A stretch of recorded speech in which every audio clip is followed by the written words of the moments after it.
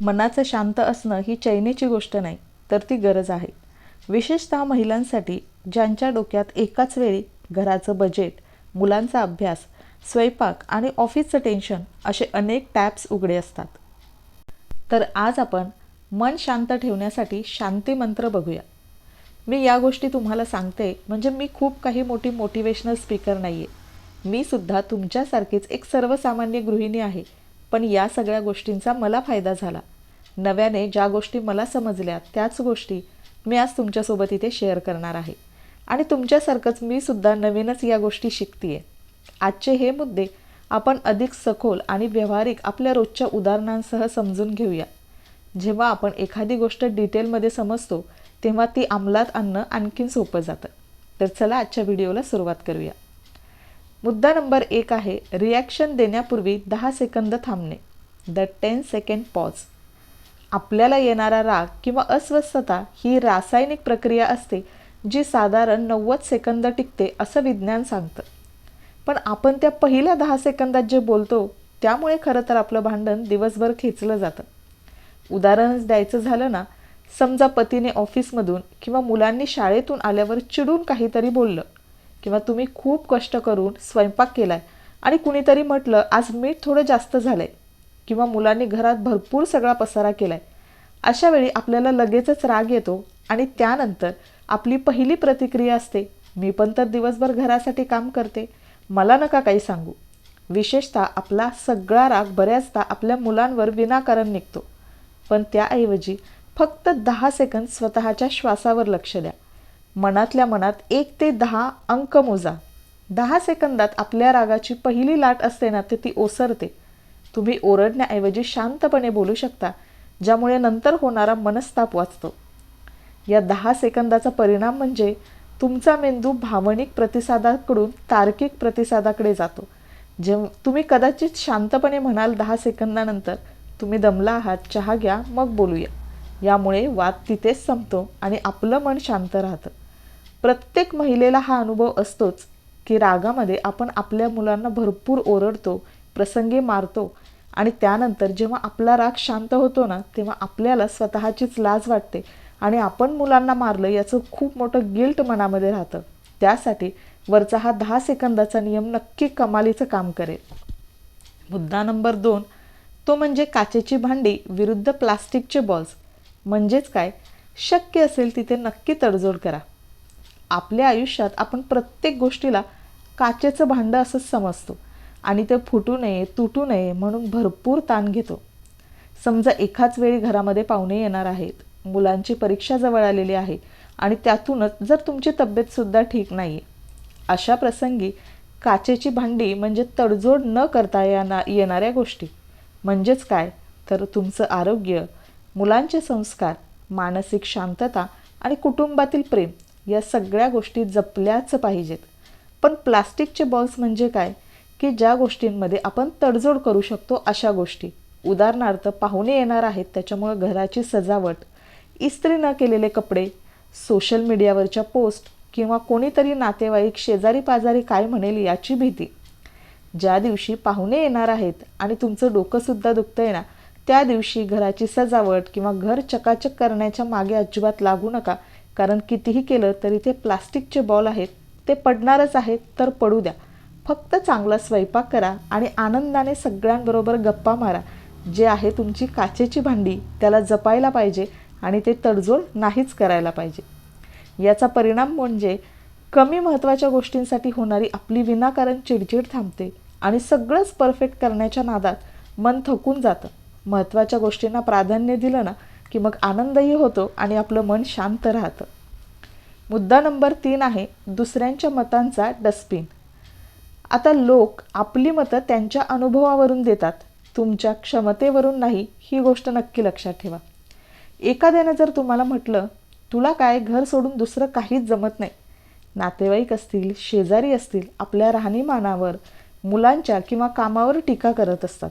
आपण दिवसभर त्याचाच विचार करतो. खरं तर हे त्यांचं अज्ञान आहे. जेव्हा कोणीही नकारात्मक बोलतं ना, तेव्हा स्वतःला विचारा, या व्यक्तीच्या मताला माझ्या आयुष्यात किती किंमत आहे. जर ती व्यक्ती महत्त्वाची नसेल ना, तर त्या शब्दांना कचरा समजून मनात अजिबात जागा देऊ नका. स्वतःला सांगा, हा त्यांचा विचार आहे, माझं सत्य नाही. दुसऱ्यांच्या नकारात्मक बोलण्याला तुमच्या मनात घर अजिबात करून देऊ नका. याचा परिणाम म्हणजे जेव्हा तुम्ही लोकांच्या बोलण्याकडे दुर्लक्ष करायला शिकताना, तेव्हा तुमच्या मनाचा ताबा तुमच्याकडेच राहतो. त्यामुळं ज्या व्यक्ती आपल्या आयुष्यात अजिबातच महत्त्वाच्या नाहीत, त्यांची मतंसुद्धा अजिबात विचारात न घेणं हेच शहाणपणाचं ठरतं. मुद्दा नंबर 4 आहे, तुलना करणं थांबवा. तुलना ही आनंदाचा सगळ्यात मोठा शत्रू आहे. सोशल मीडियावर एखाद्या मैत्रिणीचे फिरण्याचे फोटो आपण बघतो किंवा दुसऱ्याचं सुखी कुटुंब बघून आपण स्वतःच्या नशिबाला मात्र नकळतपणे दोष देतो. पण खरं तर आपणच आपल्या आयुष्यातील पडद्यामागचे कष्ट म्हणजे बिहाइंड द सीन्स, दुसऱ्यांचे जे हायलाईट्स आपल्याला दिसत आहेत त्याच्यासोबत कम्पेअर करत असतो. त्याऐवजी इंस्टाग्रामवर एखाद्याचे फिरण्याचे फोटो बघून वाईट मनाला वाटून घेण्यापेक्षा तुम्ही हा विचार करा की त्यांच्या आयुष्यातही काहीतरी समस्या असतीलच, ज्या त्यांनी फोटोत दाखवलेल्या नाहीत, ज्या त्यांनी हायलाईट केलेल्या नाहीत. तुमची स्पर्धा तुम्हाला करायचीच असेल ना, तर ती फक्त स्वतःशीच करा. मी कालपेक्षा आज किती समाधानी आहे हा विचार तुम्हाला मानसिक शांतता देतो. तुलना थांबली की समाधान सुरू होतं आणि शांतता मिळायला लागते.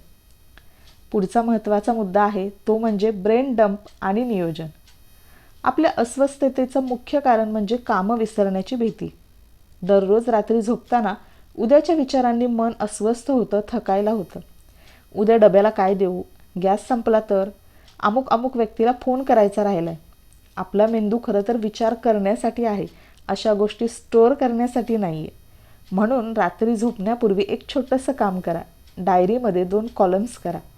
एका कॉलममध्ये मला वाटणाऱ्या काळज्या म्हणजे मुलांचे मार्क्स कमी येतील तर, फोन करायचा राहिला तर, अशा कुठल्या गोष्टींची मला काळजी वाटते त्या एका कॉलममध्ये लिहून काढा. आणि दुसऱ्या कॉलममध्ये उद्या मला करायची कामं म्हणजे सकाळी उठून मला मुलांचा डबा करायचा आहे, भाजी आणायची आहे, एखादं बिल भरायचं आहे, अशी कामं. याचा परिणाम म्हणजे जेव्हा तुम्ही मनातला विचार कागदावर उतरवताना तेव्हा मेंदूला सिग्नल मिळतो की कागदावर उतरवल्यामुळे त्या गोष्टी सुरक्षित झालेल्या आहेत, कामं आपली सुरक्षित आहेत आणि तुम्हाला शांत झोप लागते. आता विचार करण्याची अजिबात गरज नाही, कारण सगळं काही तुम्ही लिहिलेलं पेपरवर सुरक्षित आहे. त्यामुळे तुम्हाला गाढ झोप लागेल आणि सकाळी मन प्रसन्न राहील. आता यापुढची बोनस टिप आहे ते म्हणजे 5x5x5चा नियम.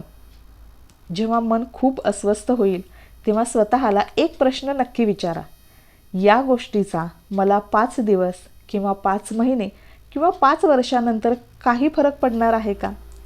जर उत्तर तुमचं नाही असेल ना, तर त्या गोष्टीचा आता 5 सेकंदापेक्षा सुद्धा जास्त विचार करू नका. मन शांत ठेवण्यासाठी आता मी काही क्विक उपाय तुम्हाला सांगणार आहे. पहिला उपाय आहे तो म्हणजे पाणी पिणं. आपल्याला केव्हाही अस्वस्थ वाटलं, निराश वाटलं की 1 ग्लास थंड पाणी शांतपणे बसून प्या. दुसरा उपाय म्हणजे बाल्कनीमध्ये फेरफटका मारा. घरात दिवसभर आपण जर असू ना, तर आपल्याला घरात घुसमट व्हायला लागते, कोंदट वाटायला लागतं. तर अशा वेळी फक्त 5 मिनटं बाहेरच्या हवेत जाऊन या, बाल्कनीमध्ये सुद्धा फिरून घ्या. आवडतं गाणं. काम करताना डोकं थकत असेल, थकवा जाणवत असेल तर जुनी आवडीची गाणी लावा, गाणी गुणगुणा. हवं असेल तर तुम्ही डान्सही करा. खरा विचार, शांती म्हणजे तुमच्या आयुष्यात गोंधळ नसणं असं नाही, तर त्या गोंधळातही स्वतःचं मानसिक संतुलन टिकवून ठेवणं हाच अर्थ आहे. तुम्हाला सध्या कोणत्या गोष्टीचा सर्वात जास्त ताण येतो? उदाहरणार्थ मुलांचं शिक्षण, सासू सासऱ्यांशी पटत नाही किंवा कामाचा व्याप. या सगळ्या गोष्टी एका कागदावर लिहून काढा आणि हळूहळू त्याच्यावर काम करायला लागा. त्यातले मुद्दे, त्यातले उपाय नक्कीच तुम्हाला हळूहळू सापडतील. तर मैत्रिणींनो, आजचा व्हिडिओ मी इथंच एंड करते. आय होप हा व्हिडिओ तुम्हाला आवडेल, युजफुल आणि इन्फॉर्मेटिव्हसुद्धा ठरला असेल. आणि त्यासोबत मी आजचं माझं डेली रुटीनसुद्धा तुमच्यासोबत शेअर केलेलं आहे. जर व्हिडिओ आवडला तर व्हिडिओला लाईक करा, चॅनलला सबस्क्राईब करा. बाय.